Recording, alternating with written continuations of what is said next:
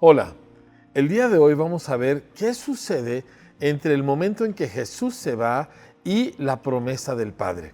Leemos en Hechos, capítulo 1, versículos 12 al 26. Dice así: Entonces, es decir, una vez que Jesús se fue, regresaron a Jerusalén desde el monte llamado de los Olivos, situado aproximadamente a 1 kilómetro de la ciudad.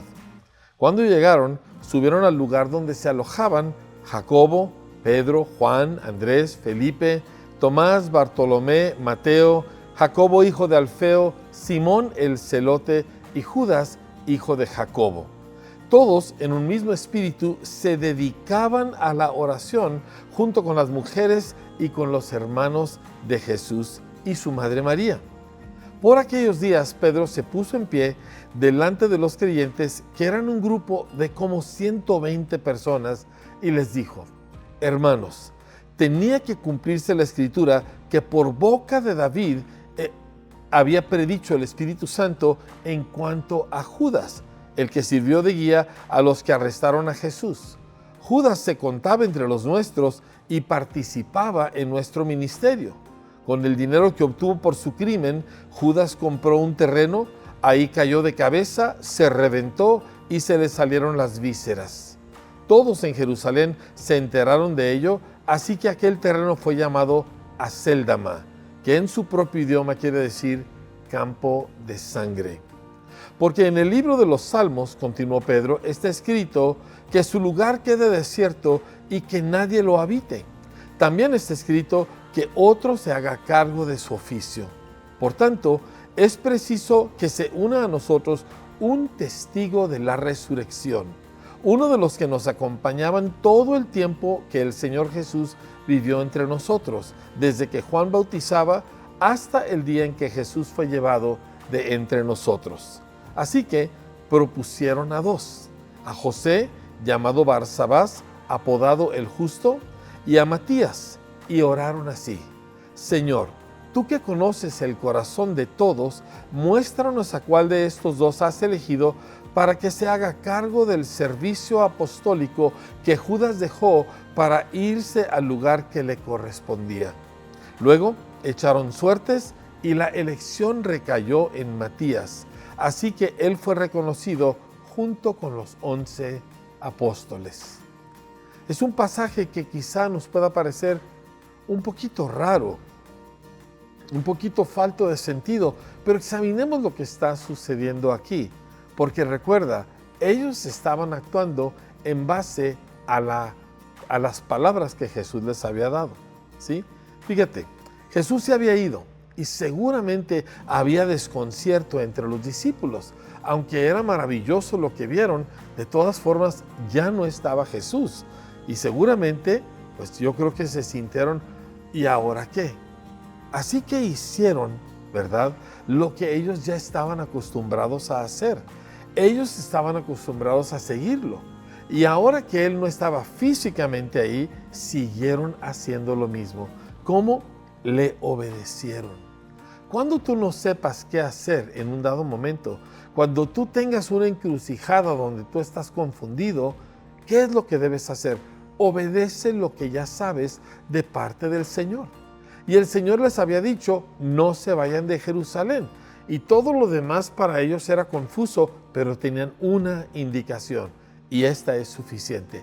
Así que se regresan a Jerusalén y se dedican ellos, fíjate, los 11, las mujeres, la familia de Jesús, incluyendo a María, y otros, más o menos como unos 120, y se dedicaron a orar. Ellos estaban esperando que se cumpliese la promesa que Jesús les había dicho, algo que el Padre había prometido, el Espíritu Santo. ¿Cómo sería? ¿Qué señal tendrían de su venida? ¿Qué les sucedería a ellos? Todas estas cosas tienen que haber estado sucediendo en las mentes de los discípulos. Y en medio de su confusión o de su falta de entendimiento, oraron. Jesús les había dicho: no se vayan, no se fueron. ¿Y qué haces cuando estás esperando y no hay otra cosa que hacer, no hay una acción que tomar? Te pones a orar. Ahora, la búsqueda de ellos no fue superficial. no fue una oración y ya cumplí. Ellos oraron y buscaron y perseveraron en la oración día tras día.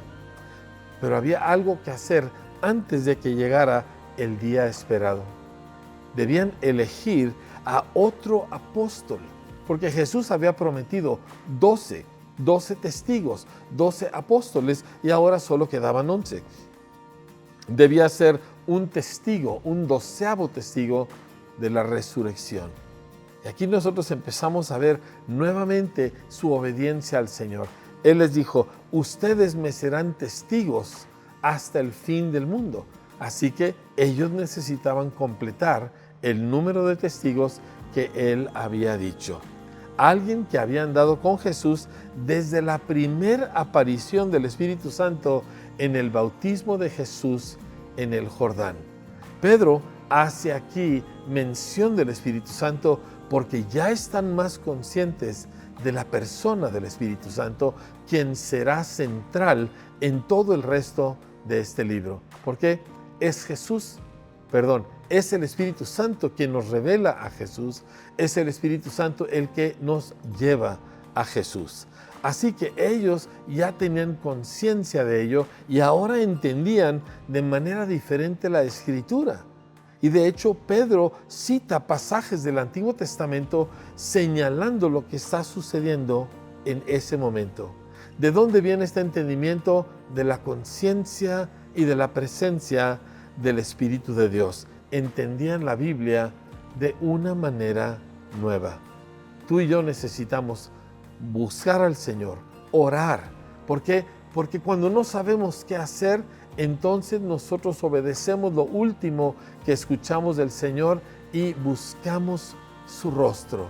Y entonces Él empieza a hacer su obra en nosotros aún antes de la respuesta que estamos esperando. Así que oraron y confiaron y actuaron. Ahora, quizá no te parezca muy espiritual la manera en que escogieron al 12º apóstol, a Matías. Echaron suertes, pero antes de ello oraron. Le pidieron: Señor, tú conoces los corazones. Yo me quiero imaginar que quizá dijeron: no es la mejor manera de escoger, pero Señor, tú conoces los corazones. Así que, aunque su método no fue el mejor, su corazón estaba en el lugar correcto. El método no es tan importante. Las palabras no son tan importantes cuando el corazón quiere agradar a Dios. Aquí se están ellos entonces preparando en oración, en completar el número de testigos, y están listos para el día que ha de venir. En nuestro siguiente devocional nosotros veremos precisamente lo que ellos estaban esperando. Que Dios te bendiga. Nos vemos.